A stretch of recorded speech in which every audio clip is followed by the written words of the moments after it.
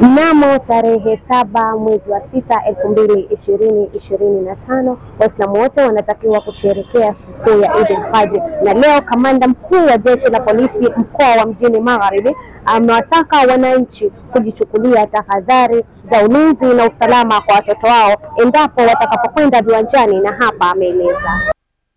Tuna sikukuu kubwa ambayo inasherehekewa dunia nzima, na sisi mkoa wa Mjini Magharibi ni sehemu ya dunia na ni sehemu ya sherehe hizo. Ni sherehe za kidini, ni sherehe ambayo inahusisha jamii kwa ujumla wake, kwamba kesho tarehe 7 tutakuwa na sikukuu kubwa sana ya Eid al-Hajj.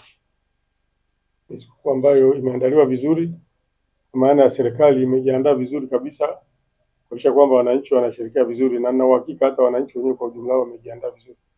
Kwa hiyo nilikuwa naomba kupitia kwenu niwasiliane na wananchi wa mkoa wa Mjini Magharibi kwa mambo ambayo tunafikiri tuyafanya kwa pamoja, kwa jinsi ambavyo nitaeleza. Mkoa wetu utasherehekea siku hii muhimu kwa utulivu na amani. Na hayo, Kamanda Richard ameendelea kuwasisitiza wananchi endapo atakapokwenda viwanjani kutafuta usafiri uliosajiliwa ili kuepukana na usumbufu endapo atakapokwenda viwanjani. Watu wana kodi keri. Hizi keri, wana kodi keri ndio zinawaleta watoto pale kwenye viwanja. Sasa nitoe wito tu na maelekezo kwa watu wenye magari. Kama gari lako halijasajiliwa kubeba abiria, usije ukajaribu kutumia sherehe hizi, sikukuu hizi kubwa kulifanya liwe chanzo cha mapato.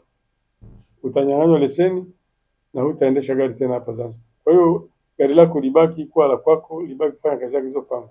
Yale magari ambayo ni ya abiria yapo ya kutosha, yatatumika yale. Na niombe na wananchi wale wanaoyakodi yale magari kwamba yawalete watoto kwenye viwanja, wakodi yale magari ambayo yamesajiliwa rasmi kwa ajili ya kubeba watu. Hiyo ni muhimu kwa sababu swala la kupakia magari, kuna mambo mengi yanaweza kujitokeza, ajali na vitu vingine ambavyo sasa kama ile halijasajiliwa inakuwa shida. Tokea hapa nje ya kitengo cha jeshi la polisi Madema mkoa wa Mjini Magharibi, mimi ni Izzat Idarus, ZLC Habari.